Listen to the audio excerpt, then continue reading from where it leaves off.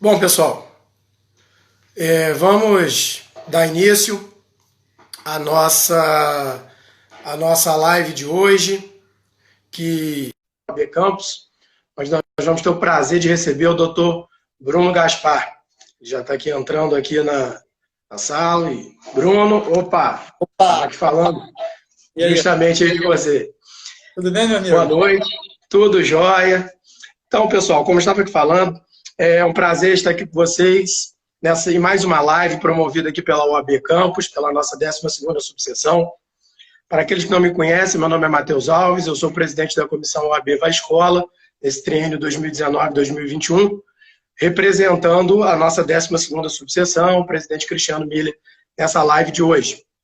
Durante esse tempo de pandemia, a OAB Campus ela vem se preocupando em sempre manter os colegas atualizados sobre temas pertinentes, e o de hoje, particularmente, é muito pertinente, tendo em vista o momento que nós estamos vivendo.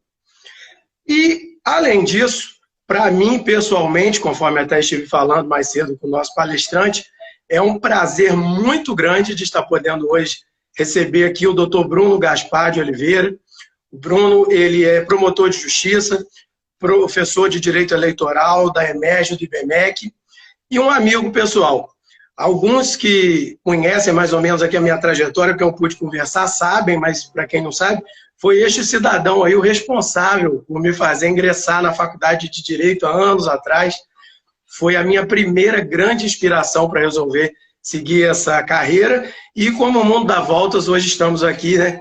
Realmente aqui hoje podendo estar juntos nessa live. Então, eu queria dar meu boa noite ao Bruno, a palavra vai ser dele, ele que realmente tem muito a acrescentar aqui para vocês. E obrigado você, Bruno, pela presença. A palavra é sua. E aí, Matheus, tudo bem? Primeira coisa que eu queria agradecer mais esse teu convite. Quando eu recebi o convite do Rafael de estar com vocês aqui na OAB de Campos, eu aceitei na hora, pode perguntar para ele. Campos foi minha primeira comarca de titularidade, eu fui titular do júri de Campos durante 2 anos. Foi uma época muito feliz na minha vida. Eu adorei trabalhar em Campos, eu adorei a cidade de Campos, eu adorei as pessoas de Campos. E foi um período muito bom profissionalmente, fiz muitos amigos na cidade, enfim. Foi uma época muito boa da minha vida. Assim. Foram 2 anos no Tribunal do Júri, a oportunidade que a gente se deu. Para quem não sabe, era jurado do Tribunal do Júri de Campos. Né? Você tinha quantos anos? Ainda? Eu tinha 20 anos. 20. Foi uma época muito legal. Assim, Campos, na época, quando eu assumi, estava muito tempo sem ter um promotor titular fixo, né? no Tribunal do Júri. Tinha um rodízio muito grande e não ficava ninguém durante muito tempo aí. Eu fiquei, fui muito feliz, foi uma época maravilhosa na minha vida. Fiz alguns júris muito pesados, porque você lembra, né, que tem crime, é uma cidade grande, né? Campos é uma cidade grande, com criminalidade também de cidade grande. Né? Muito pesados, mas foi um período muito feliz na minha vida. Eu tive a satisfação enorme que foi conhecer você. Você me levou uma vez para fazer uma palestra também no Rotary, foi isso aí. Foi bem interessante também. E hoje estamos aqui para falar sobre ações eleitorais. É um tema importantíssimo. A gente está no meio de prestes a entrar no período eleitoral. Né? Ainda está havendo aquela discussão se as eleições serão adiadas, se não serão adiadas. Né? Tudo indica que podem ser, mas se forem, vai ser ainda para o ano de 2020, não deve passar para o ano que vem, ainda que ocorra um adiamento. O que está se dizendo, pelo que a gente acompanha pelo Tribunal Superior Eleitoral, é que pode adiar para dezembro desse ano, não passar para o ano que vem. Mas esse tema é um tema muito importante. Importante para os advogados que labutam nessa área, importante para quem estuda para concurso público, porque é um tema que cai demais em prova, as ações eleitorais. Então, assim, é importante todo mundo ficar atento a isso. Claro, gente, que a gente vai tratar aqui das ações eleitorais, é impossível a gente esgotar o tema em 1 hora de live. Né? Você fala com profundidade de todas as ações eleitorais. Eu acho que o objetivo, Matheus, nem é esse. Qual é a minha ideia para esse nosso encontro? A gente entender as ações eleitorais, a gente saber as diferenças entre as ações eleitorais, né? Quando que vai usar uma, quando que vai usar outra. Eu acho que isso que é importante quando a gente pensa numa live de 1 hora, mais ou menos, que a gente vai ter, e entender as diferenças entre as principais ações eleitorais que a gente tem na nossa legislação. Tá? Então, essa é a minha ideia para a nossa conversa de hoje. Também trabalhei como promotor eleitoral em Campos, na 129, acho que era essa, não lembro. Não lembro exatamente o número das sessões eleitorais, das zonas eleitorais aí de Campos, mas também trabalhei. E, Matheus, de verdade, cara, uma honra estar aqui na OAB hoje com vocês. E mais ainda, estar contigo, que, pô, é um amigo que eu fiz. E, poxa, foi... E quando você fala isso, pô, que eu fui uma inspiração para você fazer direito, cara, pô, eu fico muito feliz, cara, de você ter tido essa oportunidade, porque, nossa, a gente trabalha no Tribunal do Júri para fazer justiça, para ver a verdade prevalecer, e se eu conseguir de alguma forma fazer, pô, você enxergar isso, para mim já é suficiente, já fico muito, muito, muito satisfeito com isso. Tá? Podemos começar? Vamos lá. A palavra é sua. Beleza, vamos lá.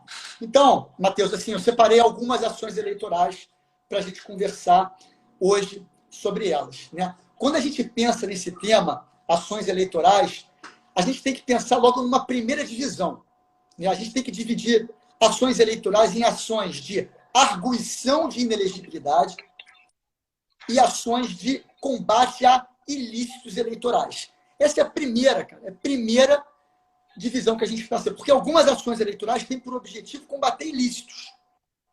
Outras ações têm por objetivo arguir inelegibilidades. Tá? Vamos falar das duas que têm por objetivo arguir inelegibilidade primeiro. Tá? Quais são elas? A primeira delas é a ação de impugnação do registro de candidatura. Né? Qual o objetivo dessa ação? É o reconhecimento judicial da inelegibilidade do candidato. Impedir a candidatura de um determinado candidato. Por quê? Ou porque ele não tem todas as condições de elegibilidade, ou porque incide sobre ele alguma das causas de inelegibilidade que estão previstas na Constituição ou na Lei Complementar 64 de 90. Então, por exemplo, o candidato não está filiado ao partido político 6 meses antes da eleição. Qual a ação cabível contra isso? A ação de impugnação do registro de candidatura. Candidato que tem uma condenação criminal transitada em julgado ou proferida por órgão colegiado. Qual a ação que o partido político, o candidato vai entrar? É a ação de impugnação do registro de candidatura. Por exemplo, o candidato que tem uma condenação numa improbidade administrativa por suspensão dos direitos políticos, mesma coisa. Então, é essa ação que visa buscar na justiça eleitoral o reconhecimento. Ora, esse candidato aqui não pode concorrer a um cargo público eletivo. Porque ele não tem todas as condições de elegibilidade ou porque incide sobre ele uma das causas de inelegibilidade previstas. Tá? Então, essa ação é importantíssima. Quem é que pode entrar com essa ação? O candidato, né? Um pré-candidato pode entrar com essa ação. Um partido político pode entrar com essa ação. A coligação pode entrar com essa ação e o Ministério Público Eleitoral também pode entrar com essa ação. Tá? Lembrando que o partido político que está concorrendo na forma de uma coligação, ele não vai ter legitimidade. A legitimidade, desse caso, vai ser da coligação. Tá? O partido político que naquela eleição resolveu concorrer coligado, ele não tem legitimidade para agir isoladamente. Tá? Então, esse é um ponto importante quando a gente pensa nessas ações eleitorais aqui, principalmente nessa. Tá? Outro ponto importante. O Ministério Público vai atuar nessas ações quando ele não for parte, ele necessariamente vai atuar como fiscal da lei. Obrigatoriamente, o MP trabalha em todos os processos eleitorais. Se não está como parte, vai estar como custos leves. Tá? E no polo passivo? Eu falei que no polo ativo vai estar o candidato, né, o pré-candidato, coligação, partido político, ministro. E no polo passivo? Quem fica no polo passivo? É justamente o réu, né? Aquele pré-candidato, o cidadão que teve seu registro de candidatura requerido pelo partido. Tá? É ele que consta que vai estar nesse polo passivo da ação eleitoral. Então, por exemplo, na hipótese que aconteceu com o Lula, né? Ele entrou, provavelmente, com registro de candidatura. Não lembro, nem lembro se no caso concreto ele chegou a entrar, tá? Não vou lembrar. Mas ele tinha uma condenação criminal proferida por órgão colegiado, que é TRF4, TRF4, né? Então, ele tinha uma condenação criminal proferida por um colegiado, e isso trazia a ele o que? Uma inelegibilidade. Então, se ele tivesse requerido o registro da candidatura, se o partido dele tivesse requerido o registro da candidatura, aquelas pessoas, os outros partidos, o Ministério Público, as outras coligações poderiam impugnar, justamente com essa ação de impugnação de registro de candidatura. Tá? É importantíssima essa ação. Né? Por quê? O Ministério Público atua. Ele pode entrar com a impugnação. Mas o Ministério Público, muitas vezes, Matheus, não tem como saber todas as causas de inelegibilidade que incidem sobre cada um dos candidatos. Sim. Mas a coligação contrária, o partido político contrário, com certeza vai saber. Ele sempre sabe. Certamente, sempre sabe. Então, por isso que é importante essa legitimidade, né, de várias pessoas. Porque isso traz para o processo eleitoral vários atores. Não é só Ministério Público, candidato. Tem vários outros personagens que participam disso. E o objetivo dessa ação é impedir a candidatura dessas pessoas. Quem é que julga? Né? Vai depender da eleição, Matheus. Vai depender da eleição. Então, esse ano a gente tem uma eleição municipal. Né? Os partidos políticos vão entrar com pedido de registro de candidatura dos seus vereadores, e do seu prefeito e do seu vice-prefeito. Tá? Essa ação eleitoral aqui, quem que vai julgar quando algum partido, algum candidato ou um MP entrarem com essa impugnação? Vai ser o juiz eleitoral, porque estamos diante de uma eleição municipal.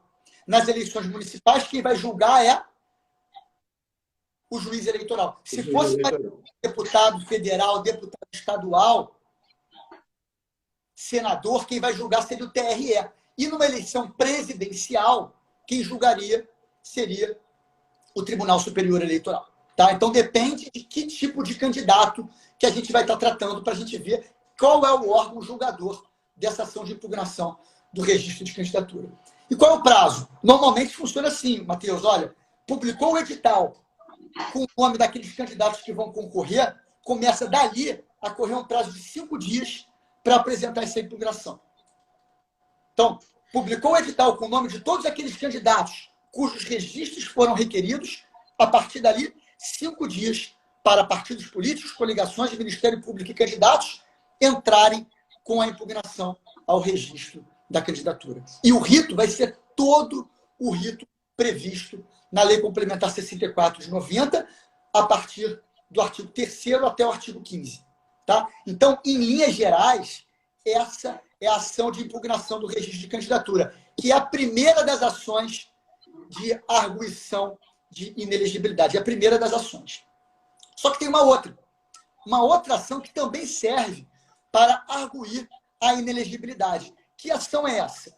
É o chamado recurso contra a expedição do diploma. Recurso contra a expedição do diploma.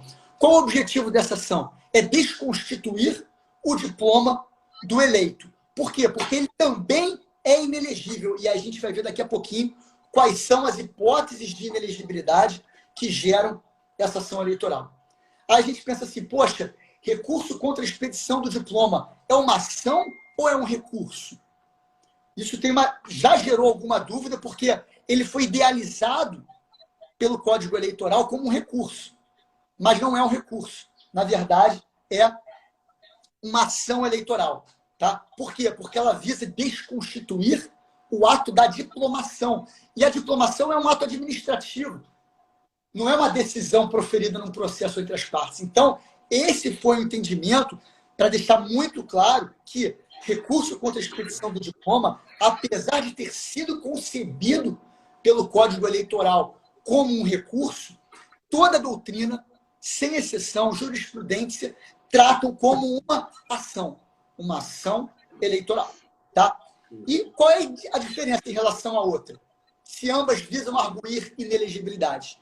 A diferença é que essa aqui só pode arguir inelegibilidade em 3 casos. E ela só tem 3 dias para a gente propor essa ação. Que é, houve a diplomação, da data da diplomação, da data definida pelo TSE como data limite para a diplomação, 3 dias. Então, o prazo é de 3 dias. Tá? E esse recurso só vai caber nos casos de inelegibilidade superveniente inelegibilidade de natureza constitucional ou falta de condição de elegibilidade. Tá? Principal hipótese de cabimento é a inelegibilidade superveniente. Né? Inelegibilidade superveniente. O que é inelegibilidade superveniente? Tá? Vou ler aqui para você, rapidinho, para todo mundo da OAB que está nos assistindo, a súmula 47 do TSE, que fala o seguinte: a inelegibilidade superveniente é aquela de índole constitucional ou se infraconstitucional superveniente ao registro de candidatura que surge até a data do pleito, ou seja, ela surge depois da fase do registro da candidatura até a data do pleito. Por isso que ela não poderia ter sido alegada através da outra ação. Vamos pensar aqui num exemplo. Determinada pessoa tem uma condenação criminal, em primeira instância. Foi condenado em maio, agora em maio. Essa pessoa está elegível? Ela pode concorrer para as eleições desse ano? Pode.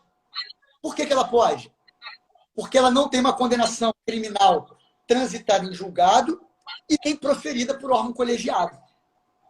Mas, Matheus, vamos pensar que essa condenação criminal, né, aí essa pessoa concorre normalmente, pede o registro da candidatura, o registro é deferido, porque ela só tem uma condenação criminal em primeira instância, pode concorrer normal. Tá? E aí, depois de deferido o registro, o que acontece? Deferiu o registro da candidatura, o tribunal confirma a condenação dela. Quando o tribunal confirma a condenação, a gente passa a ter o quê? Uma condenação proferida por órgão colegiado. E, consequentemente, essa pessoa está inelegível. Só que essa inelegibilidade apareceu o quê? Depois do registro da candidatura. Ou seja, o registro da candidatura já estava deferido. Por isso que é uma inelegibilidade superveniente. E aí, nesses casos, como não pode entrar com a ação de impugnação do registro da candidatura, porque já passou o prazo, cabe o quê? O recurso contra a expedição do diploma. Aí, Matheus, o que aconteceu? O nosso legislador, todo ano ímpar, ele faz uma reforma eleitoral. Tá? Todo ano ímpar tem reforma eleitoral. E, na reforma eleitoral de 2019, fizeram uma monstruosidade com esse instituto. Uma monstruosidade. Eles acabaram com o recurso contra a expedição do diploma para as inelegibilidades supervenientes. O presidente chegou até a vetar esse dispositivo, mas eles derrubaram o veto do presidente. Então, o que diz o dispositivo? Ele fala que a inelegibilidade superveniente, apta a viabilizar esse recurso contra a expedição do diploma, deve ocorrer até a data fixada para os partidos políticos e as coligações apresentarem os requerimentos de registro da candidatura. Então, o que a lei fez? Ela acabou com a inelegibilidade superveniente. Por quê? Ela falou que a inelegibilidade superveniente é aquela que deve acontecer até a data do pedido de registro de candidatura. Mas, pessoal, olha só. Se ela é superveniente a alguma coisa. E o TSE falava, olha, é superveniente porque ela é superveniente ao registro da candidatura. Aí veio o artigo 262, parágrafo 2º do Código Eleitoral e fez essa monstruosidade. Né? A reforma eleitoral de 2019 incluiu esse parágrafo 2º do artigo 262 e acabou com o instituto da inelegibilidade superveniente. Porque falou, olha, a inelegibilidade superveniente tem que acontecer até a data do repetido de registro da candidatura. Quando o certo é a inelegibilidade superveniente acontecer depois. Né? Se é superveniente, tem que ser superveniente a alguma coisa. Né? Renata está falando aqui, isso não é superveniente. Não é superveniente. Né? Não é mesmo superveniente. E já tem ação direta de inconstitucionalidade em relação a esse dispositivo. Né? Está sob a relatoria do ministro Marco Aurélio. Vamos ver qual vai ser o destino. Tá? Mas o recurso contra a expedição do diploma, como a ação do registro de candidatura, é uma ação eleitoral cujo objetivo é falar, olha, esse candidato não pode concorrer. Incide sobre ele inelegibilidades. Ou ele não tem uma das condições de elegibilidade. Quais são as condições de elegibilidade? Pode ser qualquer uma. Né? Se ele não está afiliado ao partido político, se ele não está domiciliado no local onde ele está concorrendo, se ele não tem idade mínima permitida em lei, porque existe idade mínima para cada um dos cargos eletivos. Isso são condições de elegibilidade. Tá? Então, Matheus, essas duas ações que eu falei rapidamente agora no início, são ações para combater isso. Não são para combater isso, mas para arguir inelegibilidades, para mostrar para a justiça eleitoral que determinado candidato não pode concorrer, porque ele está em desacordo com a lei. Tá? Então, essa é a primeira parte do tema ações eleitorais.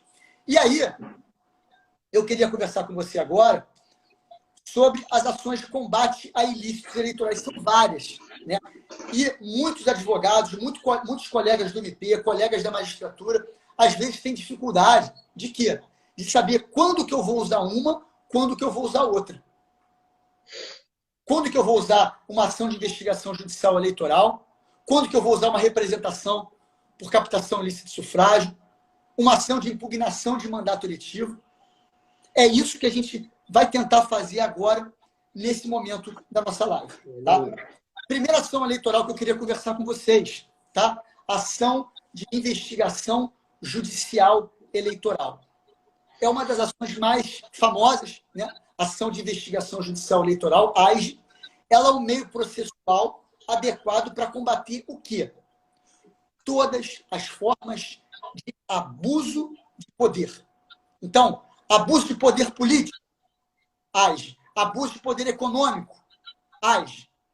Uso indevido dos meios de comunicação social, AIJE. Então, ela tem previsão no artigo 22 da Lei Complementar 64 de 90. E é importantíssima essa ação eleitoral. O que é um abuso de poder econômico? Abuso de poder econômico é a utilização do voto como instrumento de mercancia, né? Comprar liberdade de escolha dos eleitores através de um abuso. Então, quando existe uma oferta, doação a eleitores de remédios, vales combustíveis, cestas básicas, atendimento médico gratuito só no período eleitoral, os famosos centros sociais, que eu sei que aí em Campos tem muito, né, Matheus? Toda hora tem centro social sendo fechado pela Justiça Eleitoral aí em Campos. Tá? E desde já, meus amigos aí de Campos, eu estou falando sem nenhum viés ideológico, nem para um lado, nem para outro, sem viés ideológico. Tá? A gente sabe que teve, não só em Campos, em várias comarcas, a gente enxerga... sim, sem dúvida, isso é uma situação geral. Esses centros assistencialistas, nos quais o político ele tenta se aproveitar da precariedade do SUS, ele fornece ao eleitor coisas que o SUS não consegue fornecer em troca do voto. Não dá para eles dizerem que é gratuito, porque eles pedem lugar para propaganda, eles pedem para preencher formulário, eles entregam propaganda eleitoral antecipada. Então, não é gratuito. É um abuso de poder econômico. Tá? Abuso de poder político, por outro lado. O que é o abuso de poder político?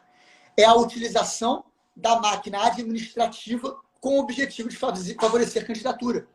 E aí, quando eu falo em utilização da máquina administrativa, pode ser para uso próprio, como para uso de alguém que eu esteja apoiando. Né? Muitos doutrinadores falam assim, poxa, o abuso de poder político aumentou muito a partir do Instituto da Reeleição. Claro, né? O candidato, o chefe do executivo, principalmente, quando ele está no mandato, ele quer ser reeleito. Né? E muitas vezes faz uso da máquina administrativa, da máquina estatal, em favor daquela candidatura. Mas isso pode ser para dele, mas pode ser para outra também. Pode ser para outras candidaturas. Tá? Não precisa ser necessariamente para ele.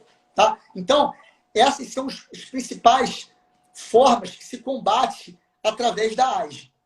O que é importante vocês saberem? Os advogados que trabalham na área eletoralista, os eleitoralistas, principalmente nesse tempo de eleição agora. O artigo 22 fala que essas ações, a AIJE tem que ser ajuizada perante a corregedoria dos tribunais. Cuidado! Quando ele fala corregedoria, ele está falando nas eleições presidenciais ou nas eleições regionais, estaduais, federais. Eleição municipal, quem é que julga essa ação eleitoral aqui? Vai ser o juiz eleitoral. Então, dirige-se ao juiz eleitoral essa ação eleitoral. Tranquilo.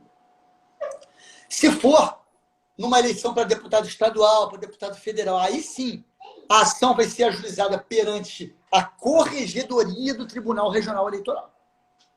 A Corregedoria do TRE. E se for uma eleição presidencial, vai ser ajuizada perante a Corregedoria do TSE. Nesses dois casos, as corregedorias vão fazer a instrução e o julgamento vai ser feito pela corte. Tá? Mas em eleição municipal, como a desse ano, quem tiver entrar com uma AIS vai entrar perante o juiz eleitoral. E quando a gente pensa em AIS, Matheus, tem um outro detalhe que é muito importante. Não é uma única compra de um eleitor não pode ser, não é suficiente para a procedência de uma AIS. Para a AIS ser julgada procedente, tem que ser comprovado durante a instrução que o abuso foi grave. Grave a ponto de quê? De afetar a normalidade e a legitimidade das eleições. A normalidade e a legitimidade das eleições. Então, se for a compra de um único eleitor, isso não é suficiente para a procedência de uma AIS. Tem outras ações eleitorais que a gente vai ver daqui a pouquinho, tá? Mas para a AIS ser julgada procedente, tem que ser um abuso grave, que afete de forma contundente a lisura do processo eleitoral, tá? Esse é importante. Agora, cuidado. Quando eu falo grave, ela não pode ter relação com... Não precisa ter relação com o resultado da eleição, tá? Não precisa ter relação com o resultado da eleição. Desculpa. O que acontece? Vamos pensar aqui que um abuso atingiu 500 pessoas. Um abuso atingiu 500 pessoas. E a eleição foi decidida com a diferença de 2.000 votos. Isso significa que essa AIS não pode ser jogada procedente? Não, ela pode ser sim, porque um abuso de 500 pessoas é um abuso grave. Ela afeta a lisura do processo eleitoral. Ainda que não tenha interferido diretamente no resultado da eleição. Então, não precisa interferir no resultado, mas tem que ser um abuso contundente. Subjetivamente falando, um abuso grave. Tá? Então, a AIS é muito importante. Outra controvérsia, que é importante os advogados saberem, pessoal aí de Campos, a respeito da AIS, é sobre o momento da propositura dessa ação eleitoral. O momento da propositura. Por quê? Na doutrina é uma bagunça, cada um é uma coisa. Cada um pensa uma forma. Em que momento que pode ajuizar a AIS? Tem uns que dizem que é a partir da convenção partidária, outros que dizem que é a qualquer momento quando ocorreu o abuso, outros que dizem que é a partir do registro da candidatura. O Tribunal Superior Eleitoral pacificou. Então, vamos esquecer o que todo mundo escreve nos livros. Hoje está pacificado que o termo inicial para a propositura da AIS é o registro da candidatura. E o termo final é a data da diplomação. Tá? Então, esse abuso aconteceu bem antes do registro da candidatura. Não tem problema nenhum. Por quê? Embora essa ação eleitoral só possa ser julgada e oferecida a partir do registro da candidatura, ela pode contemplar fatos que aconteceram antes do registro da candidatura. Então, não tem problema nenhum. Só que ela só pode ser ajuizada até a data da diplomação. Quem vai poder ficar no polo passivo? O candidato e qualquer pessoa que contribuiu, pessoa física que contribuiu para a prática do abuso de poder. O candidato e qualquer pessoa que contribuiu para a prática do abuso de poder podem figurar no polo passivo da AIS. Tá? Lembrando que nessa ação eleitoral, o que vai acontecer? Titular e vice da chapa necessariamente têm que ser citados para compor o polo passivo. Então, se o abuso de poder foi cometido pelo prefeito, o vice-prefeito tem que ser citado para compor essa relação processual. O vice-prefeito também tem que estar ficar citado, porque ele também vai ser réu da sanção. Por quê? Porque o vice-prefeito se beneficia do abuso cometido pelo prefeito. Ainda que ele não tenha participado, ele pode ser beneficiado pelo abuso cometido pelo outro membro. Tá? Então, esse é um ponto importantíssimo. Tá? No caso de Senado, a mesma coisa. Tem que citar o senador e os suplentes. Por quê? Cargos majoritários, você cita o titular e o vice, e o senador e os seus suplentes. O abuso aproveita a toda a chapa. Tá? Então, a consequência que vai ser para um vai ser para o outro também. No que diz respeito à captação do registro do plano. E aí, nesse caso também, os legitimados para propor a ação são o partido político, a coligação, o candidato e o Ministério Público. Tá? E quais são as sanções em caso de procedência dessa ação eleitoral? São duas. A cassação do registro do diploma e a inelegibilidade. Inelegibilidade. São as duas sanções decorrentes da procedência de uma AGE. Julgou procedente, caça o registro ou o diploma, e aí, quando caçar o registro ou o diploma, é da chapa. São dos dois, quando for cargo majoritário. Sim. Mas a inelegibilidade não. A inelegibilidade por 8 anos vai ser somente para aquele que efetivamente praticou o ato de abuso de poder.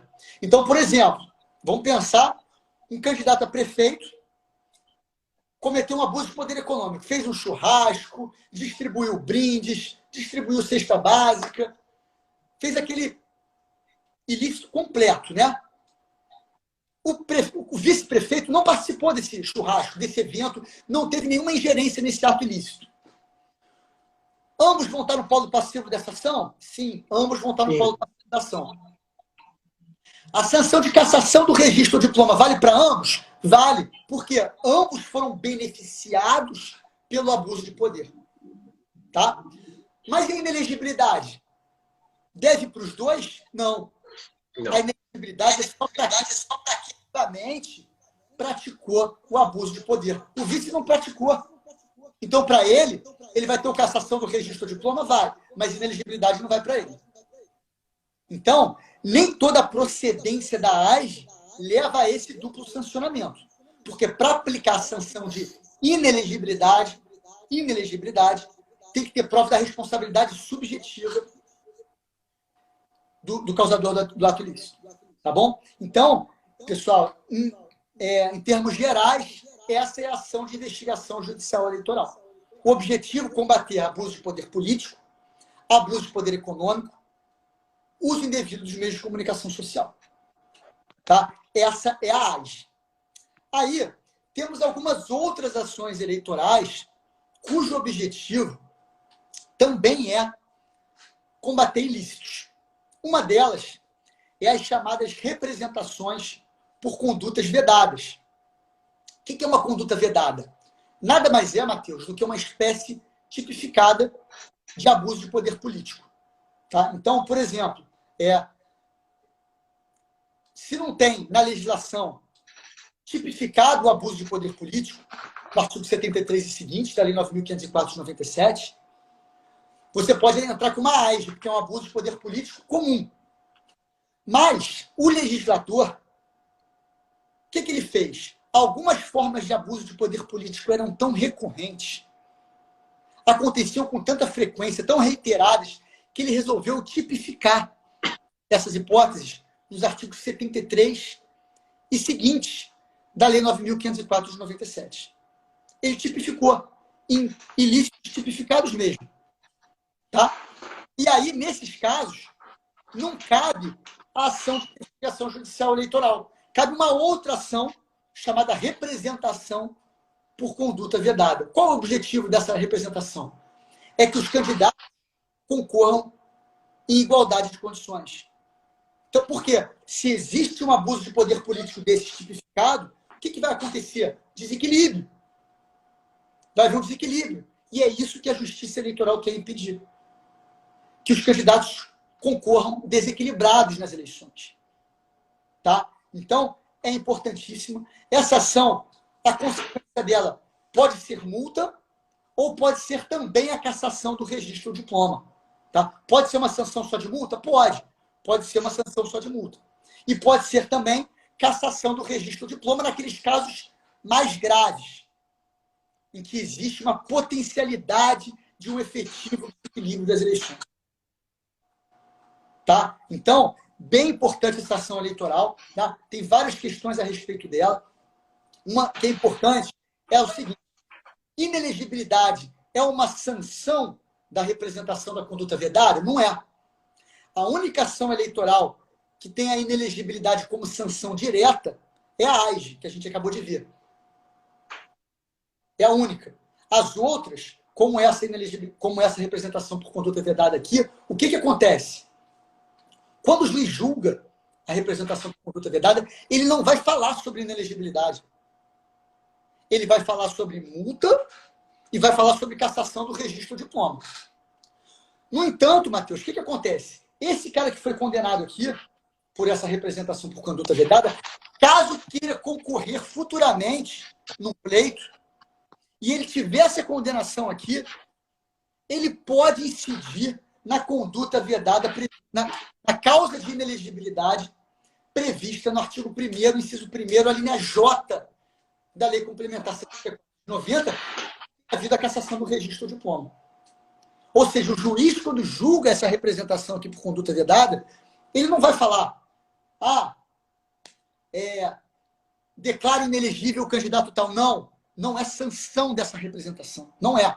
Ele só vai falar sobre multa e cassação do registro do diploma. No entanto, se esse cara aqui que foi condenado quiser concorrer futuramente, os outros candidatos ou o Ministério Público vão poder arguir a inelegibilidade dele por conta dessa condenação aqui. Então, a inelegibilidade aqui é um efeito anexo, é um efeito externo da condenação em uma representação por conduta vedada. Tá? O rito processual adequado aplicado nessa representação é o rito também, é o rito utilizado na AIGE, é o rito do artigo 22, dos incisos do artigo 22 da Lei Complementar 64 de 90, e isso está previsto no próprio artigo 73, parágrafo 12 da Lei 9.504 de 97. Os legitimados ativos aqui são os mesmos, tá? Ministério Público, candidato, partido político, coligação. E aqui também, assim como nas outras ações eleitorais, a coligação, se o partido está coligado naquelas eleições, ele não pode agir isoladamente. Ele tem que, quem vai ter a legitimidade vai ser a coligação. Tá? Esse é um ponto importante. No polo passivo fica o agente público, o candidato beneficiário e todas as pessoas que praticaram essa representação por conduta vedada. Todos eles podem estar no polo passivo de uma conduta vedada. Então, Matheus, vou citar alguns exemplos aqui de conduta vedada. Tá? Onde estão as condutas vedadas? Os artigos 73, incisos 74, 75, 77, 78, salvo engano. A maioria está nos incisos do artigo 73. Tá? O que diz o 73? Vou ler rapidinho aqui. São proibidas aos agentes públicos, servidores ou não, as seguintes condutas tendentes a afetar a igualdade de oportunidades. Vamos citar um inciso primeiro, que é um exemplo bom. Ceder ou usar, em benefício de candidato, partido político ou coligação, bens móveis ou imóveis pertencentes à administração direta ou indireta da União, do Estado, do Distrito Federal, dos municípios, ressalvada a realização da convenção partidária. Então, vamos pensar aqui no exemplo. Um candidato que se utiliza, um candidato policial, ele é policial, pode ser um policial civil, um policial militar, que se utiliza de uma viatura para se deslocar aos locais de campanha. Ele está usando em benefício próprio de um bem móvel da administração. Alguém tem dúvida que isso gera um desequilíbrio? Claro que gera. Tenho aqui um exemplo. Utilização da máquina Xerox do município para fazer material de propaganda. Também incide nesse artigo 73, inciso primeiro. Isso é uma conduta vedada. Tá? O inciso segundo é muito interessante também. Usar materiais ou serviços custeados pelos governos ou legislativas que excedam as prerrogativas consignadas nos regimentos internos e normas dos órgãos que integram. Matheus, olha que exemplo interessante. Essa conduta vedada aqui. Bem no início dos anos 90, um senador da República, chamado Humberto Lucena, ele teve seu mandato cassado por conta disso aqui, porque ele ordenou que a gráfica do Senado imprimisse 130 mil calendários de propaganda eleitoral. Para você ver a cara de pau do sujeito, né? Ele pega a gráfica do Senado, dinheiro público, e manda imprimir benefício próprio. 130 mil calendários de propaganda eleitoral em benefício próprio. Calendário para propaganda. Né? Uma vergonha. Além de ser uma improbidade, é um ilícito eleitoral. Tá? Então, esse é um ponto importante também, que é uma conduta vedada, que é muito falada. Tá? Outra conduta vedada também que é importante, todo mundo ficar atento. Tá? Matheus, nos últimos 10 minutos eu paro e a gente fica respondendo as perguntas, tá? Não, beleza. Ian. Tá? Beleza. Outra verdade que é muito importante, que é bom o pessoal saber, nos 3 meses antes da eleição, não pode ter nenhum tipo de propaganda institucional. O que é propaganda institucional? Propaganda institucional é aquela que é feita pelos governantes, né? É feita principalmente pelos chefes do Poder Executivo, para informar a população. Ela tem um caráter informativo, de orientação social. Tem previsão no artigo 37, parágrafo 1º. Né? Então, a gente vê aí, por exemplo, nas obras, aqueles símbolos, com o símbolo da prefeitura, de aqui está sendo realizada uma propaganda. Isso não pode, nos 3 meses que antecedem as eleições, na circunscrição do eleito.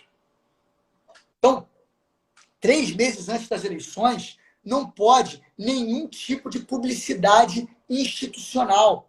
Ainda que ela não tenha caráter eleitoreiro, não pode publicidade institucional. Isso tem previsão no artigo 73, inciso 6º, a linha B, da Lei 9.504 de 97. Tá? Então, basicamente, a representação por conduta vedada é isso. É uma representação contra esses atos de abuso de poder político que foram tipificados pelo legislador. Tá? Partindo agora para a penúltima ação eleitoral, para a gente poder falar sobre as 5 principais e depois tirar as dúvidas, importantíssimo, a captação ilícita de sufrágio. Porque quando eu falei da AIS, eu falei, poxa, Matheus, se eu te ofereço aqui R$50 para você votar em mim, isso não é um abuso de poder econômico. Mas isso é uma captação ilícita de sufrágio, nos termos do artigo 41A da Lei 9.504 de 97.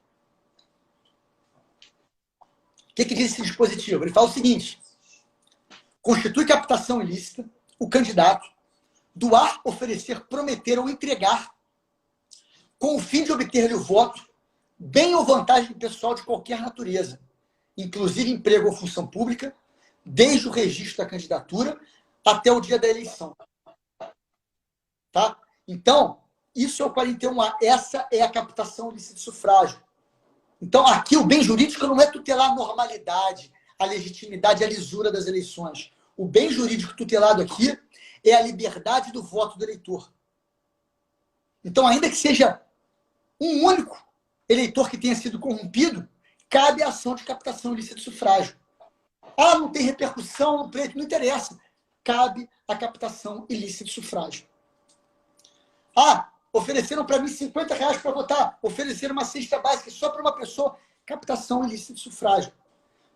O bem jurídico tutelado aqui é a liberdade do voto do eleitor. Tá? Então, o que é importante a respeito dessa captação ilícita de sufrágio aqui?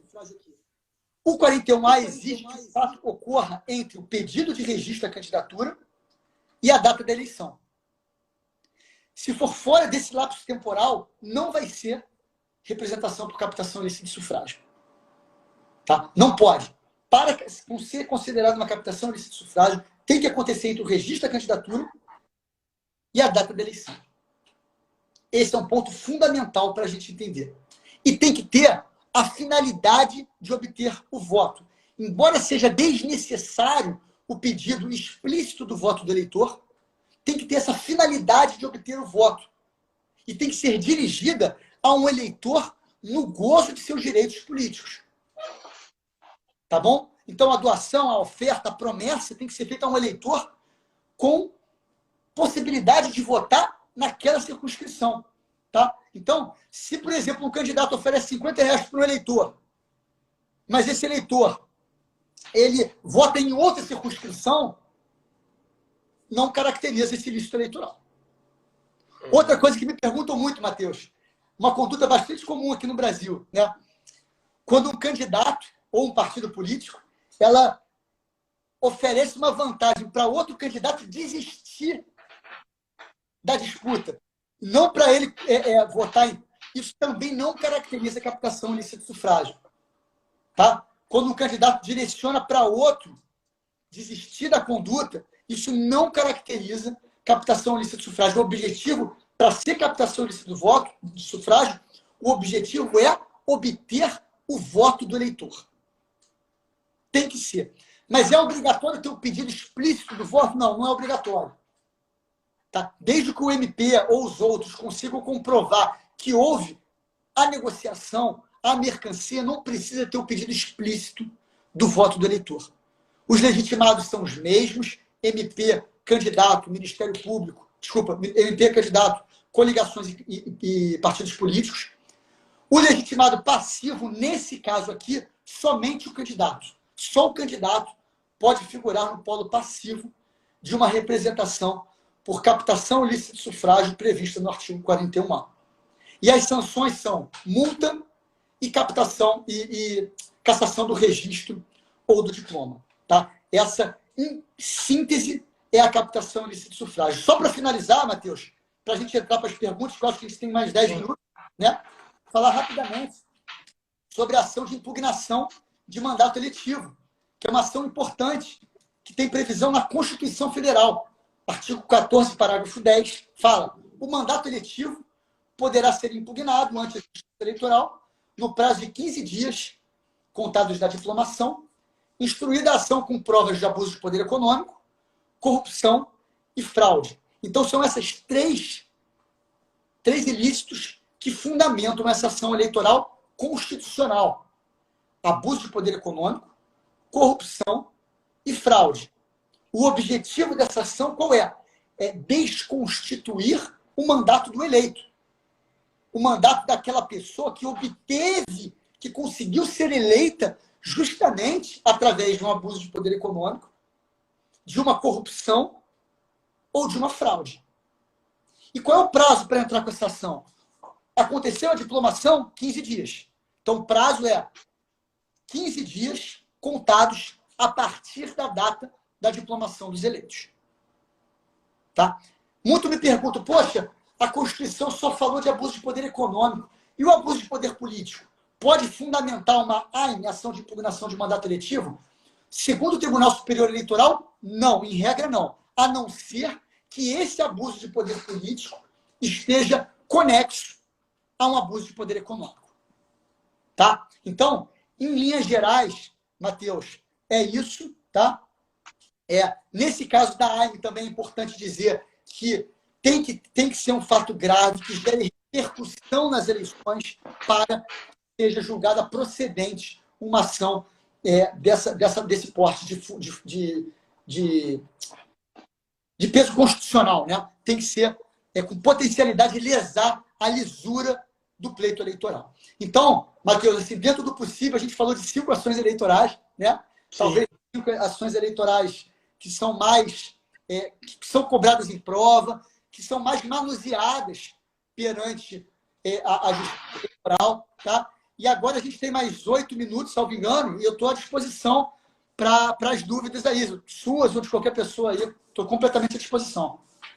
Então, antes de nós partirmos para os agradecimentos e para as perguntas propriamente, eu queria fazer um comentário que, ao longo aqui da nossa conversa, eu tive percebendo diversas pessoas comentando aqui, melhor professor, parabéns e tudo mais, e eu realmente me junto a esse coro, porque não é para você ser um amigo não, mas você tem uma metodologia de dar exemplos muito claros para a gente. Eleitoral não é, para mim particularmente, né, uma das minhas áreas de atuação. Eu sou mais de direito civil, direito de família, mas é impressionante como conseguir compreender, prestar atenção em tudo, do início ao fim. E você falou, porque é muito claro, além obviamente, do seu conhecimento, você dá exemplos muito claros, Bruno. Então, primeiramente, antes de agradecer, parabenizar, né? Mas eu agradeço isso, mas assim, eu vou te falar que você é meu amigo, e assim, tem muitos amigos meus que estão assistindo, a Lu Barreto, que foi minha assessora em Volta Redonda, minha amiga, Bárbara, Lauren, Tatiana, Tati, um monte de amigo meu, a Renata, várias pessoas entrando aqui, então tem muito elogio, a maioria é amigo, tá? Então por isso que tem elogio aí. O que não tira o brilhantismo da exposição. Isso aí não tira. Mas vamos lá. Tem uma pergunta aqui que a Laura colocou, foi até na hora que você falou que depois voltaria nas perguntas. Se alguém tiver mais alguma pergunta, já pode ir escrevendo aí no chat, mas que ela pergunta assim: a inelegibilidade do candidato deve ser arguida em ação posterior ou tal sanção pode ser promovida ex officio pelo juízo no ato de seu registro da candidatura? O juiz pode reconhecer de ofício eventuais causas de inelegibilidade e condições de elegibilidade, tá? Ainda que ninguém alegue, tá? O juiz percebeu que ele tem uma condenação criminal transitada em julgado, proferida por um colegiado, tá? Se o juiz percebeu que ele não estava filiado 6 meses antes das eleições, ele pode declarar, pode indeferir o registro, reconhecendo essa inelegibilidade do candidato. Tá? Inclusive, Matheus, essa aí é a súmula 45 do TSE. Fala que o juiz pode reconhecer de ofício, tá? essa inelegibilidade. Não precisa ser arguída por ninguém. Entendi. Bom, mais alguém, não sei se mais alguém vai ter alguma pergunta, porque eu estou vendo por aqui todo mundo reforçando aquilo que eu te disse agora há pouco. Vendo o pessoal falando que conseguiu entender eleitoral com você, que conseguiu compreender. É aquilo que eu digo, não basta a pessoa ter conhecimento. Transmitir é diferente de ter o conhecimento. E, realmente, para nós foi passado com brilhantismo, tudo que você falou. É porque quando eu estava falando, Matheus, assim, eu vi que vieram algumas perguntas, só que assim, eu sou meio... Dizem que o homem não consegue fazer 2 coisas ao mesmo tempo, né? Que a gente é meio atrapalhado, que as mulheres conseguem. Não, é verdade. Mas eu não consigo, cara, ficar lendo aqui as perguntas e responder ao mesmo tempo. Não, então, eu percebi que tinha outra pergunta, mas que você respondeu mais cedo. Você respondeu enquanto estava falando. A outra que eu vi que teve, que não havia, que você falou que depois deixaria para responder, foi essa que eu vi aqui da Laura, que você respondeu agora. Acredito, por aqui, mais ninguém, né? Eu até falei, se alguém tivesse alguma pergunta para acrescentar aqui, mas não estou vendo mais nenhuma pergunta. Então, sendo assim, Bruno... Matheus, rapidinho, só fazer uma... Fica à vontade. Eu queria deixar meu contato aqui, Matheus, assim, eu sou bem tranquilo com essas coisas. Os meus alunos que já me acompanham, que estão aqui, me conhecem há um tempo, já sabem que eu respondo dúvidas de todos os meus alunos e respondo dúvidas até de pessoas que não são meus alunos. Não tem problema nenhum. Pode entrar em contato comigo através do Instagram, do @prof. Bruno Gaspar. Né? Não consigo muitas vezes responder rápido no mesmo dia. Às vezes eu demoro uns 3 dias para responder, mas eu tento responder todas as dúvidas dos meus alunos. Tá? Só um detalhe, não respondo dúvida de casos concretos, porque eu não posso. Né? Posso trabalhar... Perfeitamente. Então, não vai perguntar do candidato tal, se é propaganda, se não é. Eu não posso responder isso por conta do meu trabalho. Né? Então, eu não posso adiantar eventuais posições do Ministério Público Eleitoral. Então, assim, respondo dúvidas, obviamente, sobre perguntas, sobre teoria, em tese, eu posso responder sempre, tá? Agora, só não posso, às vezes, alguns candidatos já... professor, pode isso, assim... preparei isso aqui é propaganda... Aí eu não posso responder, tá? Não, beleza. Mas é bom reforçar aí para o pessoal. Em tese, tá? Enquanto você estava aí falando, surgiram aqui mais 2. Então, o William, ele comenta aqui assim: gostaria que o doutor fizesse algumas considerações sobre a atuação do MPRJ junto às propagandas, especialmente as das redes sociais, pelas redes sociais. Olha só, isso é um ponto muito importante, né? É uma dificuldade muito grande de combater hoje a velocidade das propagandas. O MP atua? Atua. Tem vários pontos aí, e eu vou falar rapidamente um dos pontos que mais mudaram esse ponto. O que acontece, Matheus? Desde 2015, surgiu uma lei que falou, olha, antes das eleições, você pode fazer menções à candidatura, mas não pode haver o quê? O pedido expresso do voto do eleitor. Então, menções à candidatura, hoje, pelo artigo 36A da Lei 9.504 de 97, são permitidas. O que não pode é o pedido expresso do voto do eleitor. Isso não pode. Isso só vai poder após o dia 15 de agosto do ano das eleições. Antes disso, pode menções à candidatura, a gente está vendo várias pessoas fazerem isso já, né? Mas não pode haver o pedido expresso do voto do eleitor. Isso se inclui na propaganda na internet, isso inclui propaganda em bem público, bem particular, qualquer tipo de propaganda. Não pode, só pode fazer propaganda após o dia 15 de agosto do ano das eleições. Tá? Em relação à propaganda da internet, tem só um detalhe que eu acho que é bom o pessoal ficar ligado. Qual é? A propaganda da internet, ela pode ser realizada também após o dia 15 de agosto e pode ser praticada, inclusive, no dia das eleições. Tomem cuidado só, isso é bom os partidos saberem, os candidatos saberem. O quê? O que no dia das eleições não pode é a publicação de novos conteúdos ou o impulsionamento de conteúdos de aplicativos na internet. Ou seja, o que já estava na internet, no dia da eleição, pode ser mantido. Mas não pode acontecer o quê? Não pode novas publicações.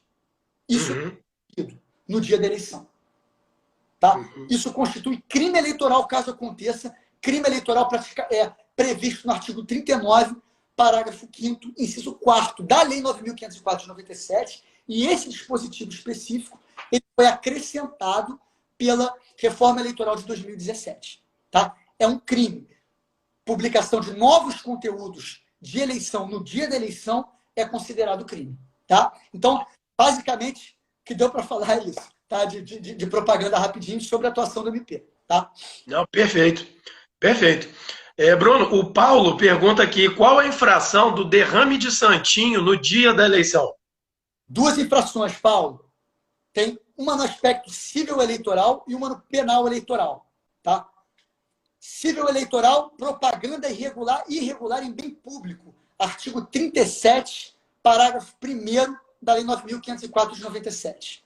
E, sob o ângulo penal, isso pode configurar o crime de boca de urna. Artigo 39, parágrafo 5º, inciso 3º da Lei 9.504 de 97. O TSE já pacificou esse entendimento e isso está, inclusive, na resolução para as eleições desse ano. O derramamento de santinhos tem esse duplo, pode gerar esse duplo sancionamento.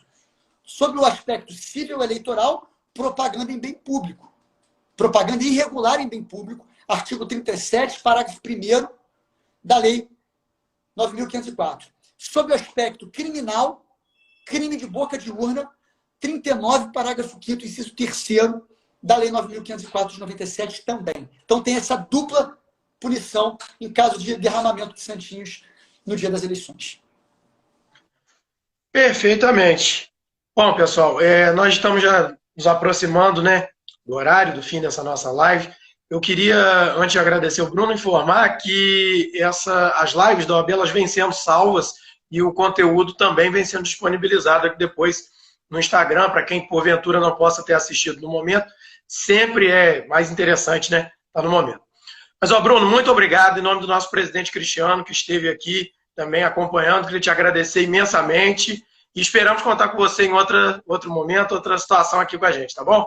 Matheus, eu te agradeço demais. Eu fiquei muito feliz, muito honrado de você estar aqui intermediando a nossa conversa. Quero agradecer demais, doutor Cristiano.